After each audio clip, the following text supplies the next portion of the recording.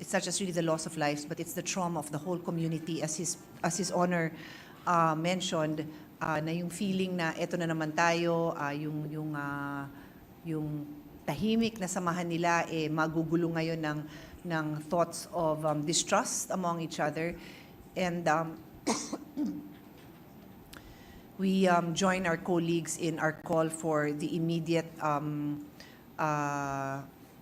action of the authorities to, that is, I think, the one step that can be taken to give a small degree of peace to the community and the loved ones who were left behind, that we are equally outraged. Malayo man tayo geographically sa kanila, wala tayo doon sa time na nangyari yon, pero maramdaman nila na ganun kahalaga ang mga buhay ng bawat isa sa kanila.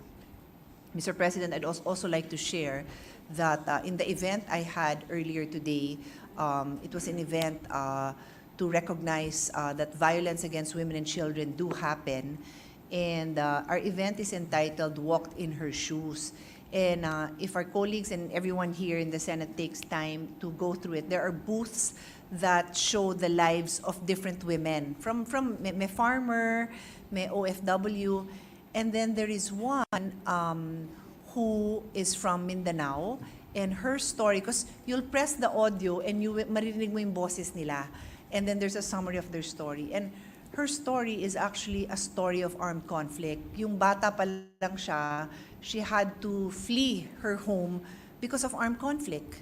And so, yan nga ang pangarap niya, Mr. Senate President, hindi ba, nung pinasa natin yung batas na yan, precisely so that matapos na natin ito, that these are people who will not have to flee their homes.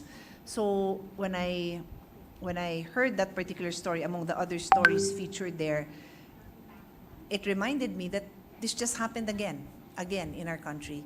So as I said, I join our colleagues in expressing our deepest sympathies and urging the authorities, as I know they do not need urging, but it's our way of also ensuring that they act swiftly. And as Senator Nancy Bean and I were chatting earlier, we need to review if places, including universities and schools, that I know budget-wise baka hindi pa lahat meron, pero sana may CCTV din tayo in areas na we always hope na walang conflict, pero kung alam natin na may possibility, then yun yung unahin natin na magkaroon din ng mga CCTV sa mga lugar na yun. So I'll do my part, Mr. President, and coordinate with MSU as well, as I know many of our colleagues have their own resource persons on the ground, but maybe this is something that can at least be a deterrent for future events like this from happening. Thank you, Mr. President.